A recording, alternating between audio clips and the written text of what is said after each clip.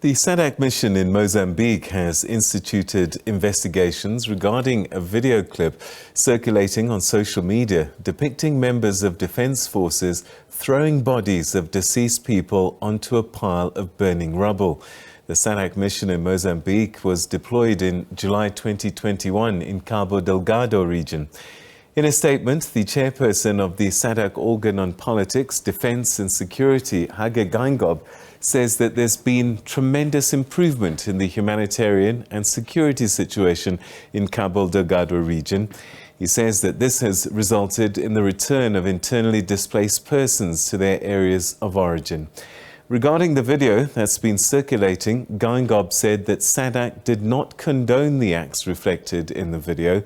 He concluded by saying that once investigations are complete, appropriate measures will be taken in line with the international law of armed conflict.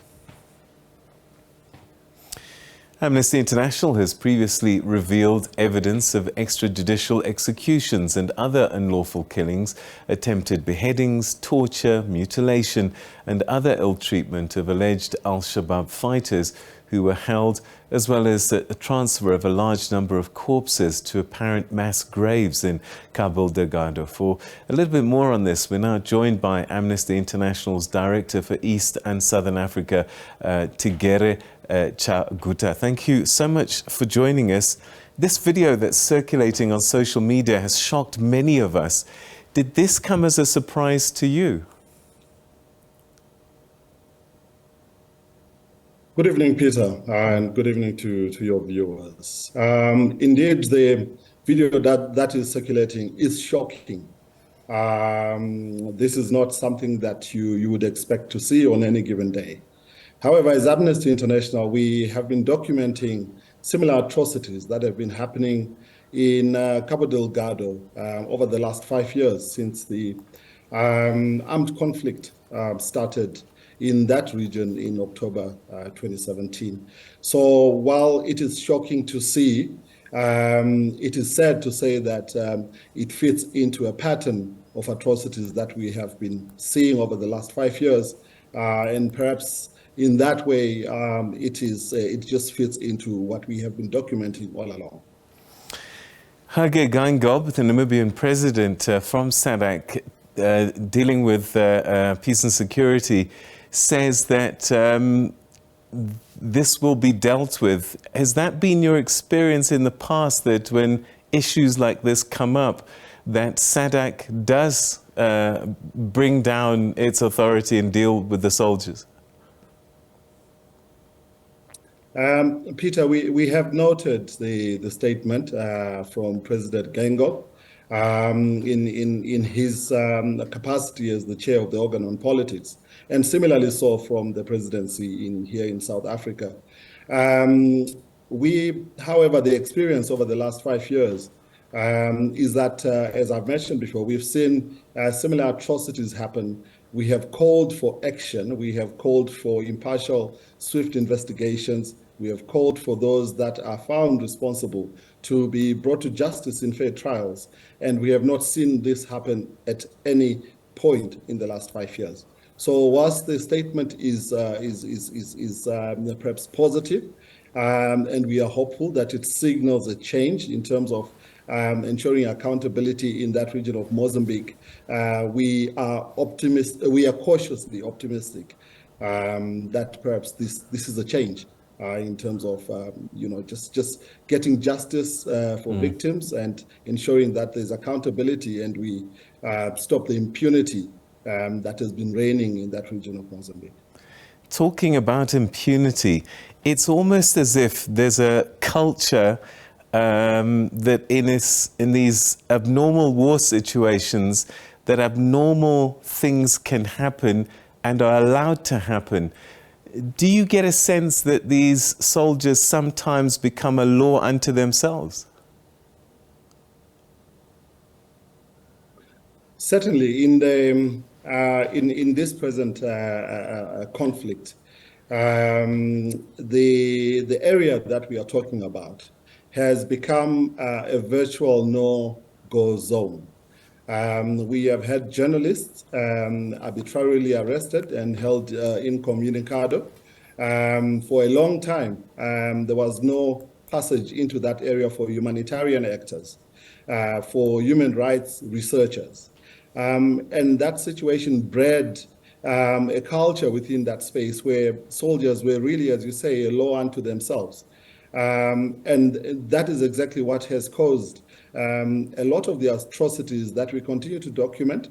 We do see from time to time video emanating from that area, but we also have had testimony of people living in the area, testimony from journalists.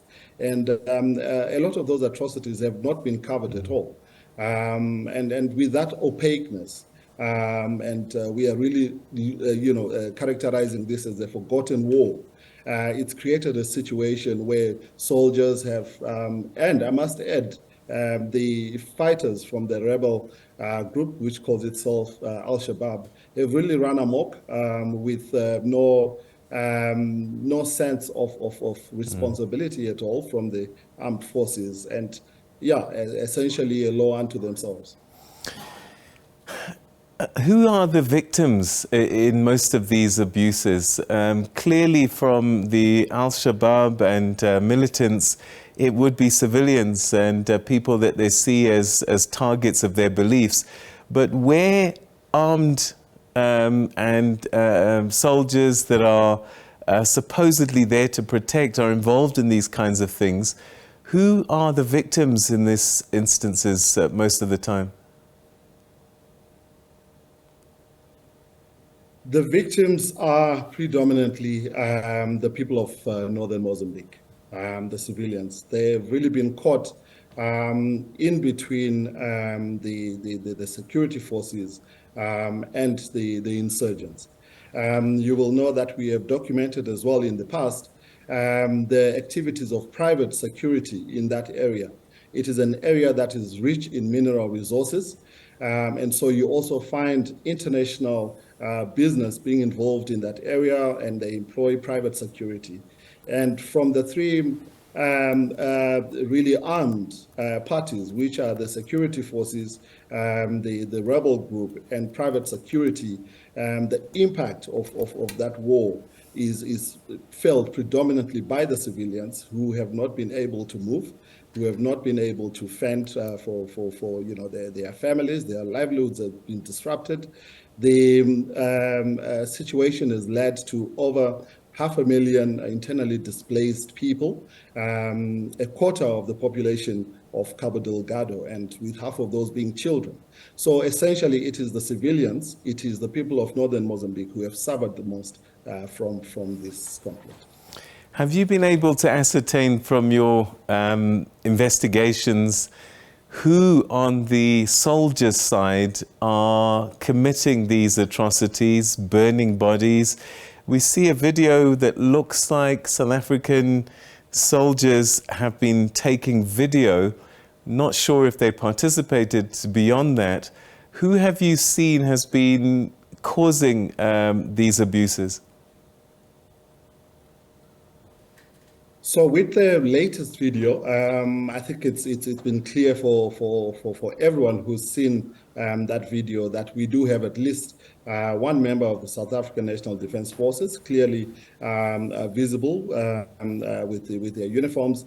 Other security forces that are in that clip, we have not been able to ascertain, but they are certainly uniformed armed forces. In the past, though, Peter, we have verified and authenticated video that shows members of the Mozambican Defense Forces being behind some of these atrocities.